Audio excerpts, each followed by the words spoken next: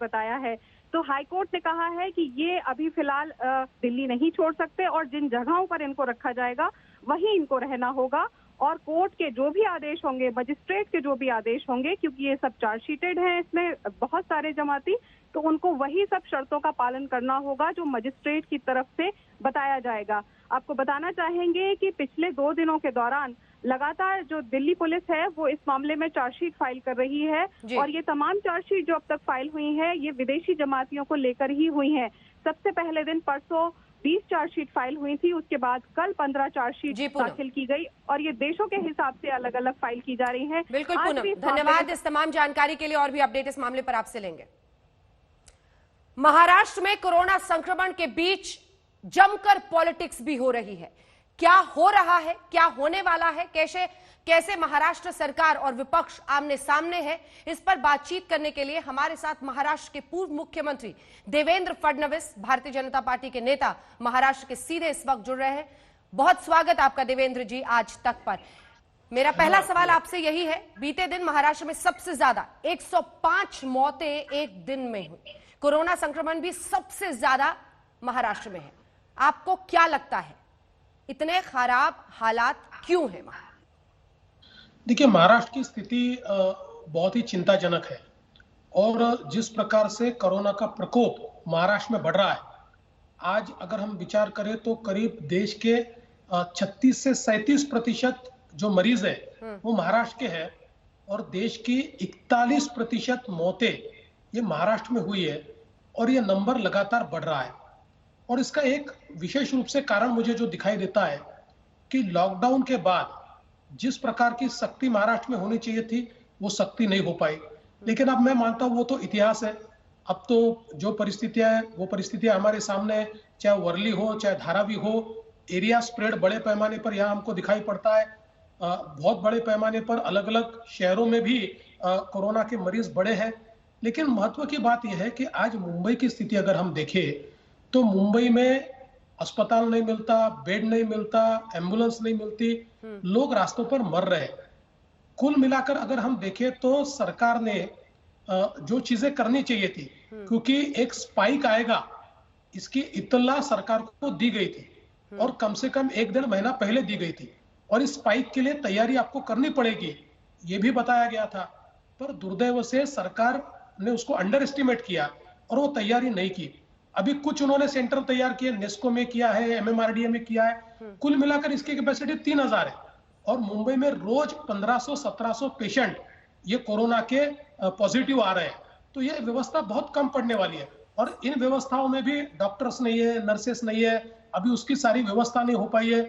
और मैं आपको एक बहुत शॉकिंग बात बताना चाहता हूँ अंजना जी, कि जिस प्रकार से मुंबई में अभी कोरोना की पॉजिटिविटी बढ़ रही है, आप अगर मई महीने का उदाहरण ले तो अकेले मई महीने में 1 तारीख से लेकर 24 तारीख तक जितने सैंपल लिए गए उन सैंपल में से फेल सैंपल को अगर अलग कर दिया जाए तो करीब 32% लोग कोरोना पॉजिटिव पाए गए हैं। और पिछला एक हफ्ता 17 से लेकर 24 तारीख तक का हफ्ता अगर हम देखें तो उसमें उससे भी ज्यादा पॉजिटिव पाए गए। अच्छा, इसका परिणाम क्या है? तो परिणाम यह है कि उसके ऊपर कार्रवाई करने की जगह मुंबई में सैंपल्स को कम करने का काम किया गया है। आज मुंबई में 10,000 सैंपल रोज टेस्ट करने की कैपेसिटी है। मई के महीने का एवरेज टेस्टिंग ये 3,500 का है, लेकिन पिछले 3-4 दिनों का आप देखेंगे तो किसी दिन 2400 है, किसी दिन 2600 है। तो अगर होता यह है, पहले टेस्टिंग होती थी, अब टेस्टिंग उन्होंने बिल्कुल स्टैग्नेंट कर दिए। जब कोरोना का प्रकोप बढ़ता है और पॉजिटिविटी बढ़ती है, यानी पॉजिटिव आने की संख्या बढ़ती है, तो टेस्टिंग बढ़ानी चाहिए। देश में जितने सैंपल लिए जाते हैं उसमें से 5% पॉजिटिव आते हैं और अगर आपके यहाँ 32% या किसी हफ्ते में 43% या कुल मिलाकर 13 से 18% इस प्रकार से आपके यहाँ पॉजिटिव रुग्ण आते होंगे तो मुझे लगता है इट्स अलार्मिंग सिचुएशन। आपको टेस्टिंग भी बढ़ानी चाहिए और व्यवस्थाएं भी बढ़ानी चाहिए। ठीक है, 2 बड़ी बातें मैं आपसे जानना चाहती हूँ आपकी नजर से, आप मुख्यमंत्री भी वहां पर रहे। क्या ऐसी बड़ी चूक हुई, क्या ऐसा किया जो नहीं करना चाहिए था सरकार को, और क्या ऐसा नहीं किया जो करते तो शायद बेहतर रहते? देखिए अंजना जी, दोनों सवाल तो एक ही जैसे है। जो करना चाहिए था वो नहीं किया, वही अगर करते तो बेहतर होता। लेकिन मैं इतना ही कहना चाहता हूं, आप लोगों ने भी लगातार मुंबई या महाराष्ट्र की परिस्थिति दिखाई, जिस प्रकार से लॉकडाउन का उल्लंघन बार बार हुआ। और वो क्यों हुआ? तो जिस प्रकार की व्यवस्थाएं, देखिए लॉकडाउन अगर सफल बनाना है तो सप्लाईज को डिसेंट्रलाइज करना पड़ता है। महाराष्ट्र में वो हो नहीं पाया। आपको आश्चर्य लगेगा, जिनके पास रेशन कार्ड है ऐसे भी 3 करोड़ लोगों को उनका राशन मार्च और अप्रैल महीने में नहीं मिला, वो मई महीने में मिला। मई महीने में उनको दिया गया। और जिनके पास राशन कार्ड नहीं है उनका तो राशन का कोई हिसाब ही नहीं रहा।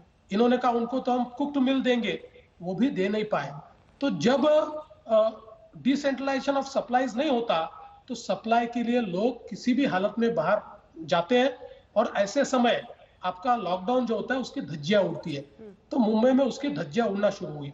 दूसरा ये था कि मुंबई में शुरुआत में जो सारे के सारे हॉस्पिटल्स थे उनको जिस प्रकार से पीपी किट्स देने की आवश्यकता थी, प्रोटेक्टिव गियर्स देने की आवश्यकता थी, आपको आश्चर्य होगा कई दिनों तक मुंबई जैसी जगह पर सरकार के अस्पतालों में भी एनजीओस पीपी किट दे रहे थे, ये खरीद नहीं पा रहे थे। एनजीओस को मिल रही थी लेकिन राज्य सरकार नहीं खरीद पा रही थी। तो एक प्रकार से बड़े पैमाने पर फ्रंट लाइन जो हमारे हेल्थ वर्कर्स है उनको कोरोना वो ग्रसित हुए।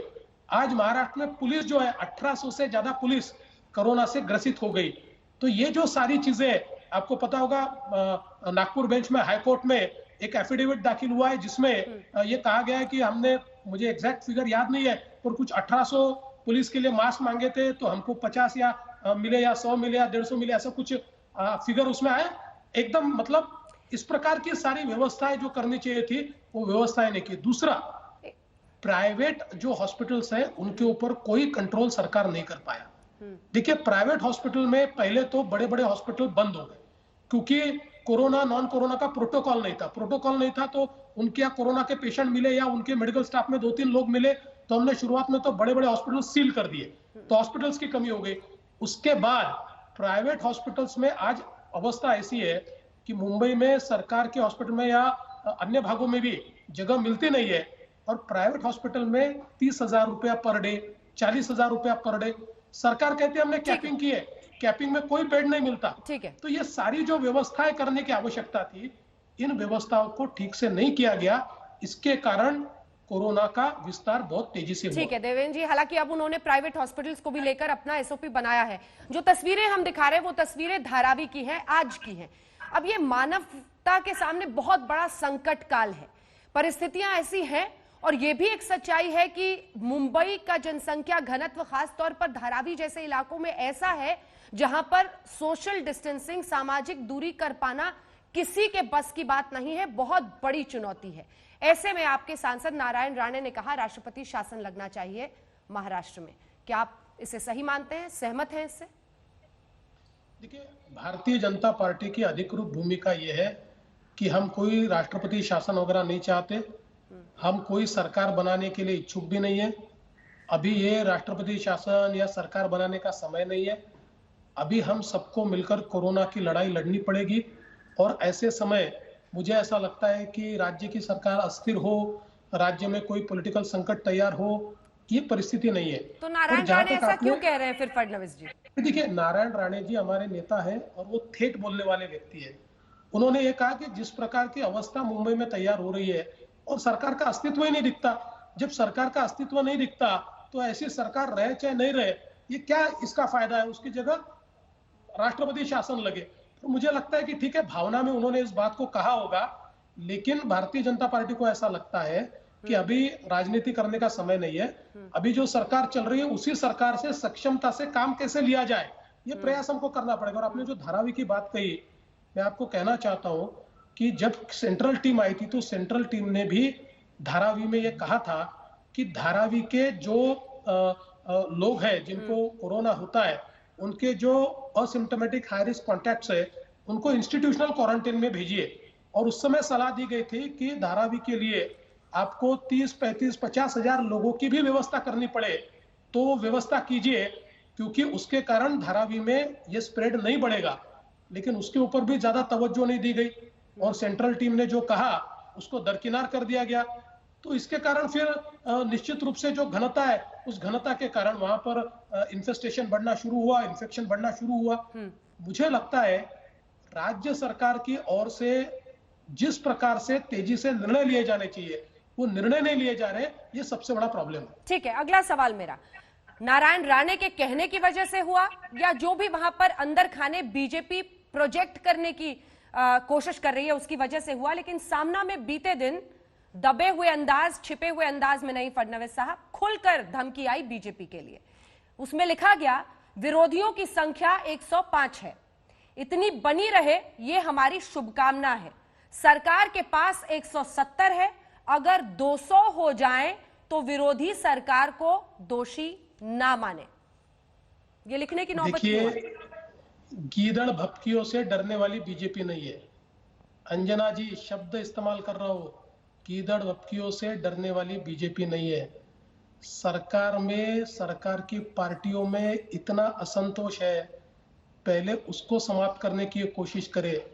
हमारा नंबर हम जिस दिन बढ़ाने का तय करेंगे उस दिन बढ़ जाएगा, उसकी चिंता करने की आवश्यकता नहीं।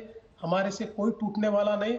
अगर टूटने वाला होता तो एक सीट ज्यादा लड़ा कर देख लेते ना। ये जब एमएलसी का चुनाव हुआ, क्यों इनको पीछे लेना पड़ा? उनको ये पता था कि उनके ही वोट टूटेंगे, क्योंकि उनके ही लोगों में बहुत नाराजगी है। और मैं अंजना जी आपको बहुत स्पष्ट शब्दों में कहता हूँ, सामना में जो लिखा जाता है उसको बहुत सीरियसली मत लीजिए।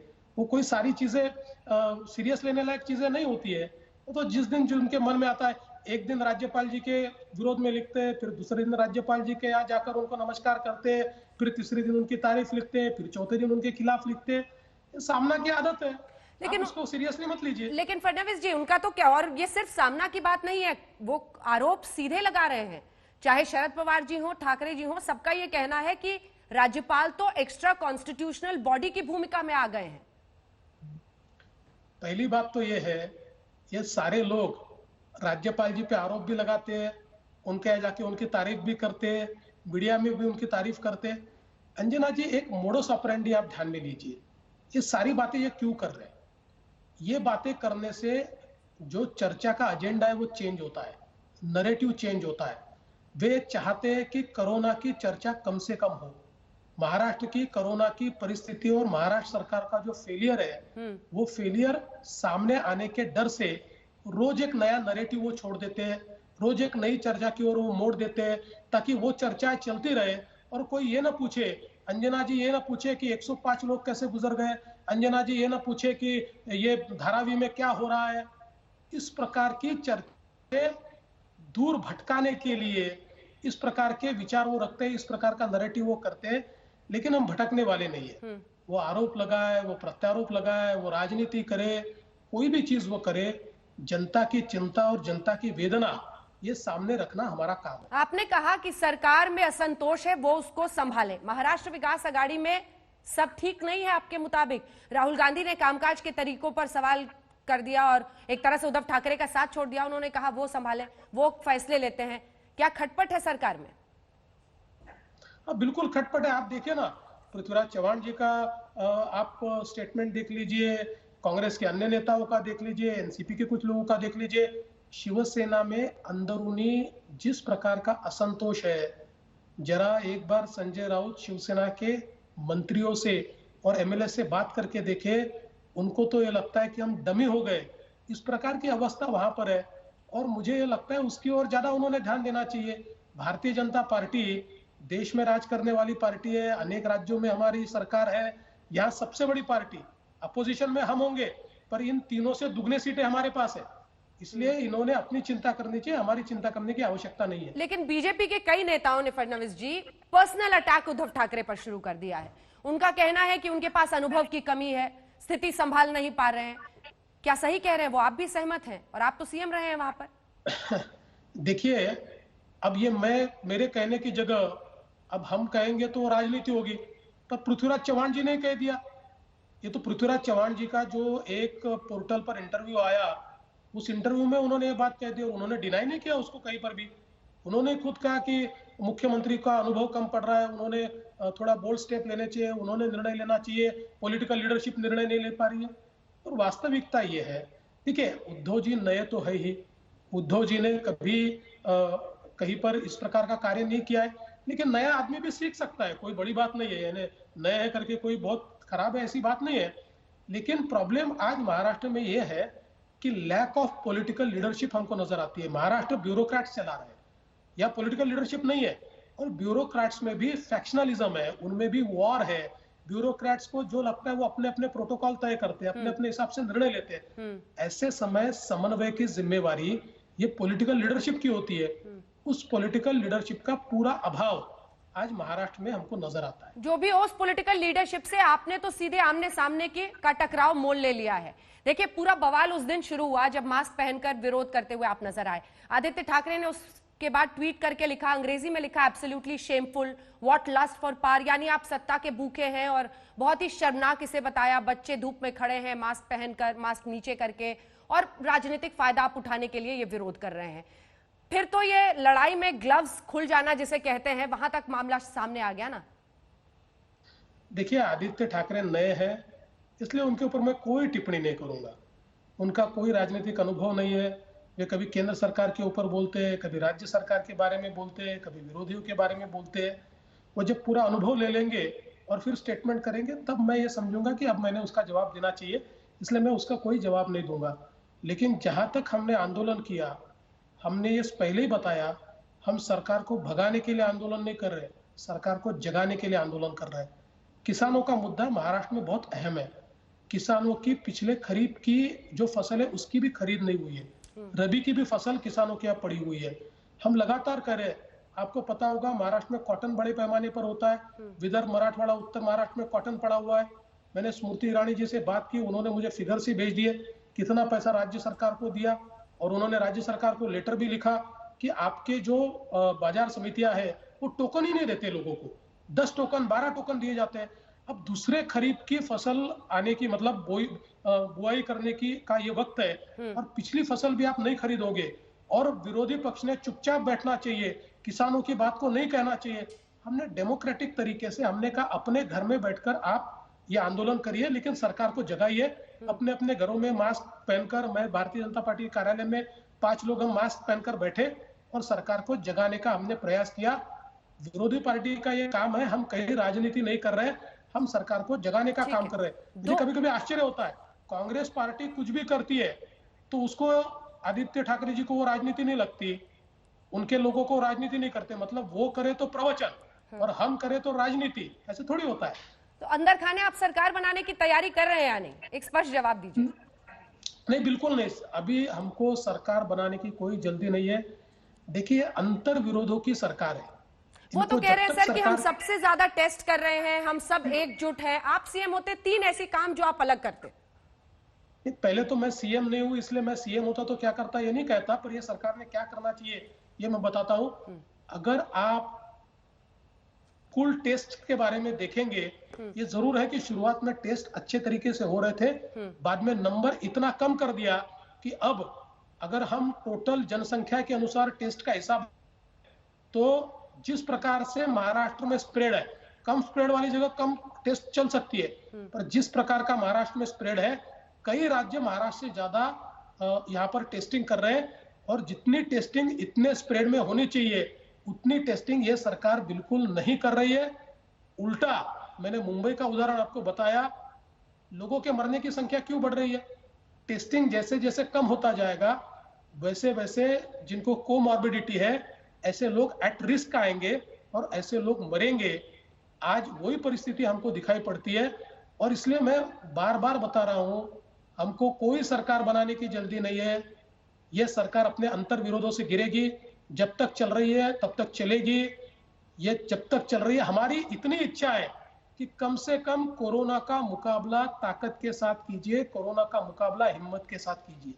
लेकिन आज जो हालत है उसमें तो मुंबई बेहाल है। हमने देखा है पुणे, मुंबई, इन 2 शहरों को आने वाले वक्त में भी शायद लॉकडाउन 6 में बहुत सख्ती के साथ यहां पर नियम मानने पड़ेंगे। अब ऐसी परिस्थिति में सर, कंस्ट्रक्टिव विपक्ष तो यही है कि आप क्या 2 ऐसे 3 ऐसे सुझाव दे सकते हैं जिससे परिस्थिति बेहतर हो, क्योंकि उद्धव ठाकरे, आदित्य ठाकरे और जो गाड़ी है उसका प्रोजेक्शन तो यही है कि हम सबसे अच्छा काम कर रहे हैं, और चमक तो ऐसी दिखती है कि कई बॉलीवुड सितारे बेस्ट सीएम भी कहते हैं। देखिए, जिन बॉलीवुड सितारों ने पहले ट्वीट किया, अब उनके ट्विटर अकाउंट शांत है, कुछ कह नहीं रहे। वो सारे के सारे ट्विटर अकाउंट अभी बंद है। महाराष्ट्र सरकार के कुछ कह नहीं रहे, क्योंकि उनको ये पता है कि अब अगर ऐसी बात वो कहेंगे तो जो ट्विटर कम्युनिटी है वो कम्युनिटी उनको जवाब पक्का देगी। लेकिन वो छोड़ दीजिए, मैं बिल्कुल इतना कहना चाहता हूं कि दो चीजें तो बहुत महत्वपूर्ण है। पहली चीज ये है कि लॉकडाउन तो महत्व का है ही, पर लॉकडाउन से एग्जिट पॉलिसी भी महत्व की है, उसका भी विचार हमको करना पड़ेगा। और इसके लिए मैंने एक सुझाव राज्य सरकार को दिया है कि अर्थव्यवस्था के अलग अलग क्षेत्रों की एक एक टीम तैयार कीजिए। उनमें से जो उस क्षेत्र के प्रमुख लोग हैं उनके साथ कुछ डॉक्टर्स, और उनको ये कहिए कि आप अपने क्षेत्र का प्रोटोकॉल तैयार कीजिए। कोरोना की परिस्थिति को देखते हुए आपका क्षेत्र कैसे खुल सकता है, कितना प्रतिशत खुल सकता है, 10%, 20%, 50%, 100%, कहां पर कितना खुल सकता है, ऐसे प्रोटोकॉल तैयार करके एक एग्जिट पॉलिसी तैयार करके अर्थव्यवस्था को खोलने का प्रयास कीजिए। ठीक है। दूसरी चीज, मेरा मानना यह है कि स्पाइक आया हुआ है, स्पाइक कंटिन्यू होने वाला है, ये केसेस बढ़ने वाली है। इस चीज को समझकर हम लोग हमारी तैयारियां करें। बड़े पैमाने पर हम लोग बेड्स की व्यवस्था करें, बड़े पैमाने पर हम लोग इंफ्रास्ट्रक्चर की व्यवस्था करें, लेकिन उसके साथ साथ इस इंफ्रास्ट्रक्चर को ऑपरेट करने के लिए पैरामेडिक्स कहां से आएंगे, डॉक्टर्स कहां से आएंगे, इसकी भी व्यवस्था करें। स्ट्रैटेजी आगे के लिए तब जाकर हम इस स्ट्रैटेजी से लोगों को बचा पाएंगे। ठीक है, सिर्फ 2 लाइन में जवाब दीजिएगा। आखिरी सवाल है, कोरोना और इस पॉलिटिक्स से अलग है, वीर सावरकर की जयंती और इस पर कांग्रेस का प्रोटेस्ट, बेंगलुरु में फ्लाईओवर का नाम चूंकि उनके नाम पर था, उस पर भी प्रोटेस्ट, इस पर आपकी क्या प्रतिक्रिया होगी? देखिए, कांग्रेस पार्टी अनग्रेटफुल है, अनग्रेटफुल। स्वतंत्र वीर सावरकर केवल एक ऐसे योद्धा है जिनको अंग्रेजों ने 2 बार की काला पानी की सजा दी, अन्य किसी को नहीं दी। 2 बार की काला पानी की सजा, और 11 साल तक कोलू को जूट कर 10-10, 11-11 घंटे कोड़े खा कर स्वतंत्र वीर सावरकर ने स्वतंत्रता की आराधना की, और ऐसा करते हुए भी स्वतंत्रता के गीत लिखे। हजारों क्रांतिकारकों को उन्होंने प्रेरणा दी, हजारों क्रांतिकारकों को उन्होंने प्रशिक्षण दिया। ऐसे स्वतंत्र वीर सावरकर जिन्होंने अपना पूरा खानदान, एक व्यक्ति नहीं, पूरा खानदान, मैं तो ऐसा मानता हूं ये जो कांग्रेस के नेता है ना, 11 महीने छोड़ दीजिए, 11 घंटे अकेले स्वतंत्र वीर सावरकर की काल कोठरी में रहकर बिताकर दिखा दे, वो नहीं बिता सकते। ये अनग्रेटफुल लोग हैं। कोई भी व्यक्ति जो कांग्रेस से अलग है और स्वतंत्रता के लिए बलिदान दिया है, ऐसे व्यक्ति को छोटा दिखाने की ये कोशिश करते हैं। मुझे इनके ऊपर दया आती है, गुस्सा नहीं, दया आती है, इनकी मानसिकता पर दया आती है। स्वतंत्र वीर सावरकर ये लोगों के दिमाग से, लोगों के दिल से आप कभी भी हटा नहीं पाएंगे, ये मैं दावे के साथ उनको कहना चाहता हूं। देवेंद्र फडणवीस जी, पूर्व मुख्यमंत्री महाराष्ट्र के, भारतीय जनता पार्टी के नेता, बहुत बहुत धन्यवाद आपका तमाम सवालों का जवाब देते हुए हमारे साथ आज तक पर जुड़ने के लिए। धन्यवाद।